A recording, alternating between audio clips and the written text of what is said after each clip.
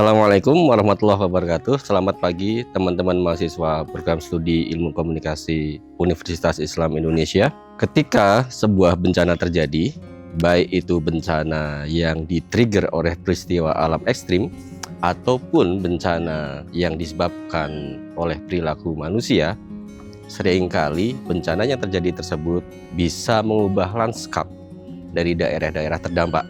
Khususnya adalah ketika bencana tersebut kemudian memaksa manusia yang terdampak harus dipindahkan ke lokasi lain. Kita ingin memberi beberapa contoh. Pertama, di lereng Merapi misalnya. Ini bencana yang di-trigger oleh erupsi Gunung Merapi pada tahun 2010. Erupsi gunung tahun 2010 mengubur beberapa dusun dan akhirnya kemudian sebagian komunitas masyarakat yang terdampak langsung oleh erupsi ini harus dipindahkan ke tempat lain. Atau contoh lain adalah tsunami Aceh 2004, peristiwa bencana yang di-trigger oleh peristiwa alam ekstrim. Tsunami Aceh telah meluluhlantakkan beberapa kawasan di Banda Aceh, kemudian memaksa pembangunan kembali pemukiman di beberapa kawasan di Aceh. Atau contoh lainnya bencana yang ditimbulkan oleh perilaku manusia, lumpur yang menenggelamkan beberapa desa di Sidoarjo yang disebabkan oleh pengeboran yang dilakukan PT Lapindo Berantas, memaksa beberapa desa harus dipindah. Atau perpaduan antara peristiwa alam ekstrim dengan kecerobohan manusia seperti yang terjadi di Demak misalnya, di mana beberapa desa tenggelam karena faktor perubahan iklim, juga karena faktor pembangunan yang ceroboh. Nah, di beberapa contoh kasus tersebut akhirnya kemudian sebagian komunitas terpaksa dipindahkan ke tempat lain. Perpindahan manusia ke tempat tinggal baru punya implikasi yang cukup rumit karena berkaitan dengan tidak hanya tempat tinggal tapi juga pekerjaan dari komunitas manusia yang dipindahkan itu. Perpaduan antara tempat tinggal dan tempat bekerja yang harus berubah karena faktor bencana alam mengakibatkan beberapa pola yang terjadi setelah sebuah bencana. Perubahan lanskap yang terjadi setelah sebuah bencana. Ada 5 pola yang bisa kita amati dari perubahan lanskap pasca bencana yang berkaitan dengan pola tempat tinggal dan tempat bekerja. Yang pertama adalah menetap di lokasi asal yang terdampak bencana dengan melakukan pekerjaan yang juga dilakukan sebelum bencana.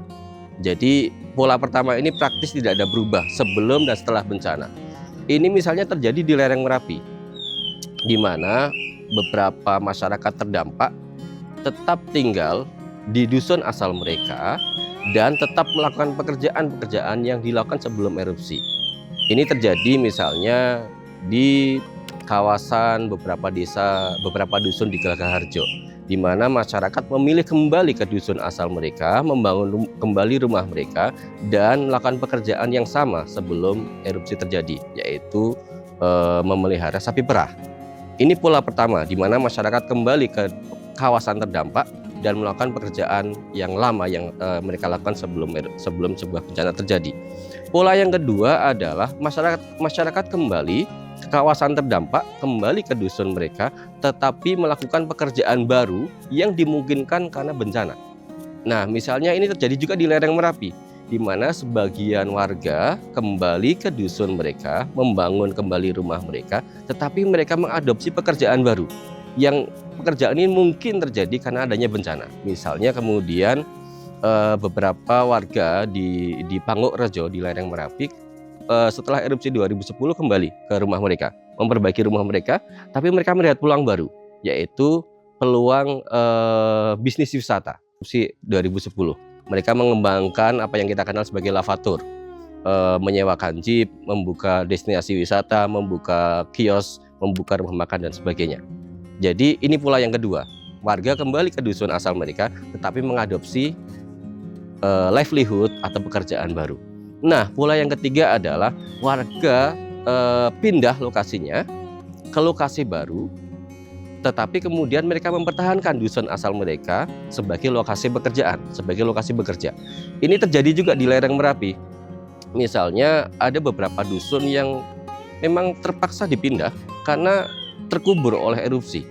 Jadi tidak mungkin lagi kemudian mereka membangun rumah mereka kembali. Akhirnya kemudian pemerintah memfasilitasi warga untuk pindah ke hunian tetap. Nah, hari ini saya berada di hunian tetap Pager Jurang. Ini salah satu contoh di mana kemudian warga direlokasi ke hunian tetap beberapa kilometer lebih bawah dari dusun asal mereka, di kawasan yang lebih aman, bukan di KRB 3 tapi di KRB 2, atau bahkan sebagian hunian tetap ada di KRB 1. Warga tinggal di hunian tetap. Sehari-hari mereka tinggal di sini, tetapi mereka mempertahankan dusun asal mereka untuk melakukan pekerjaan yang sama seperti sebelum erupsi. Jadi sebagian warga menggunakan tanah mereka di dusun asal untuk lahan pakan ternak. Mereka membudidayakan rumput atau alang-alang sebagai bahan pakan ternak. Sebagian warga kemudian tetap memelihara sapi. Kalau dulu sapinya ada di dusun asal, sekarang sapinya ditempatkan di kandang bersama, kandang komunal, tidak jauh dari hunian tetap. Nah, itu pola yang ketiga. Warga pindah rumahnya, tetapi pekerjaan mereka sama seperti sebelum bencana. Nah, pola yang keempat adalah di mana warga pindah ke tempat baru, ke hunian tetap, tetapi mereka mengadopsi pekerjaan baru juga di dusun asal mereka. Nah, ini terjadi. Misalnya beberapa warga yang sekarang tinggal di hunian tetap, mereka memiliki pekerjaan baru yang juga dimungkinkan karena erupsi. Jadi sebagian warga di sini di hunian tetap Pager Jurang memiliki pekerjaan baru mengelola lavatur. Ada yang sebagian punya jeep, jadi supir jeep. Ada yang sebagian menjadi juru parkir.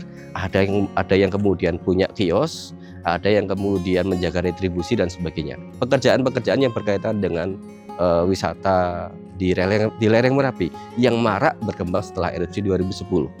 Jadi warga pindah ke hunian tetap, lokasi baru, dan mereka menggunakan desa asal mereka sebagai destinasi wisata. Mereka mengelola desa mereka sebagai destinasi wisata dan bekerja di area wisata tersebut. Ini pola yang keempat. Dan pola yang kelima yang pernah juga terjadi di lereng Merapi adalah total relocation atau relokasi total. Ini terjadi di era 1970-an sampai 90-an, di mana pemerintah setelah sebuah erupsi terjadi memaksa warga di lereng Merapi transmigrasi keluar Jawa. Jadi sebagian warga yang terdampak erupsi di periode tersebut 1970 sampai 1990 ditransmigrasikan oleh pemerintah keluar Jawa ke Pulau Sumatera, di mana di tempat baru mereka punya rumah baru dan mereka harus beradaptasi dengan pekerjaan baru, beradaptasi dengan masyarakat baru. Ini yang pola yang kelima. Nah, pola-pola perpindahan tempat tinggal dan perubahan pekerjaan ini punya implikasi lebih lanjut, implikasi sosial budaya, pada perubahan sosial budaya yang lebih kompleks, yang tentu saja akan kita bahas dalam sesi selanjutnya. Terima kasih. Assalamualaikum warahmatullahi wabarakatuh.